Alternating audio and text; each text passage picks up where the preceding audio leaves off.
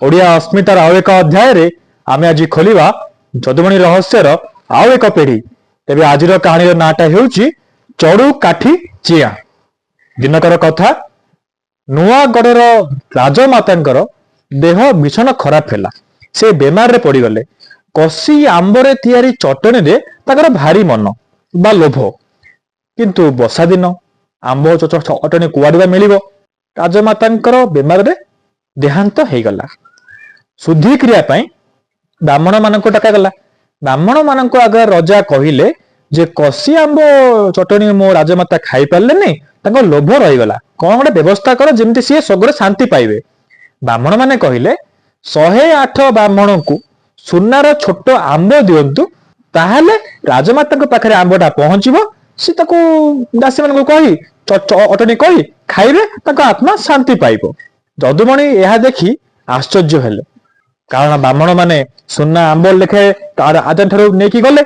जदुमणि भाविले ब्राह्मण माने आंब नेले राजमाता पाखे केमती पहुंचबो। एटा ब्राह्मण मान गोटे कारसादी। ता किछ दिन परे जदुमणिकर मांकर साध हैला। ठीक कायदा करी सेही 108 ब्राह्मण को जदुमणि निमंत्रण कले। भोजन भोजन सब देई आप्यायित कले। तापरे जदुमणि कहिले, ब्राह्मण देवता मोर मांकर मुंड बिंधा होतिला सी जेबे से बंची थिला बेले, एवं तांको मुंडरे चड़ू काठी को गरम करी चिया टिके देले तांको मुंड व्यथा कमुथिला। एबे तो से नाहंती, सोगरे अछंती।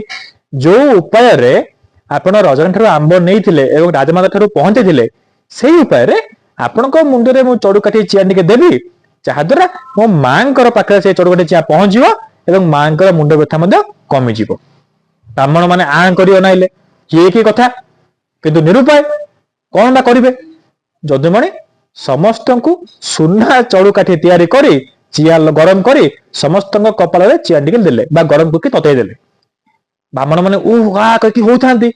सेठे थिबा जदुमणिक 5 वर्षर पुओ कपिध्वज ए सब को देखि हसुथाए। शेषरे 108 ब्राह्मण को चड़ू काठी चिया देई सुनार चड़ू काठी देई एवं किछि दक्षिणा देई ताको विदाय देले। ब्राह्मण माने आउ घर को न जाई शरण कूल लड़ू बाबा पाखरे सुना चड़ू काठी और दक्षिणा को जमा देले एवं कहिले, ब्राह्मण मान प्रति यह घोर अपमान। जदि आमे सत पथरे अछु, जदुमणि एहार अभिशाप आमे देलु, ताकर ध्वंस हो जाऊ तांको वंश। ब्राह्मणଙ୍କର अभिशाप किपरि न फलिबो। समस्ते लोक टुपुर टापुर कथा होउथांती जे ब्राह्मण माननको ठीक हेजी। आउ किछि लोक कहंती जे ब्राह्मण माननको अभिशाप जदुवंश ध्वंस हो गला। कि छाड़ जदुमणि तार 1.5 मास परे तांको पुओ बा जदुमणिक पुओ कपिध्वज किछि पिलांक सहित खेलुथाए। पाळ गदारे निया लगाई पिला माने हसुथांती। पाळ गदार नियाटा कपिध्वजर देहरे पड़ी तांको पुओ सेठारे जली पड़ी मरी गला बा चाली गला। समस्ते दुख मियमान हो गले एवं तांको स्त्री कहिले, जो निया तताई ब्राह्मण मानकु चड़ू काठी चिया देइथिलो, सेई नियारे ही ब्राह्मणक अभिशाप रे आम पुओर जीवन चलीगला। एइथिला आजिर कहानी चड़ू काठी चिया। पुणी देखा आसंता अध्याय रे आउ एक कहानी नहीं। से जाए रहिली, नमस्कार।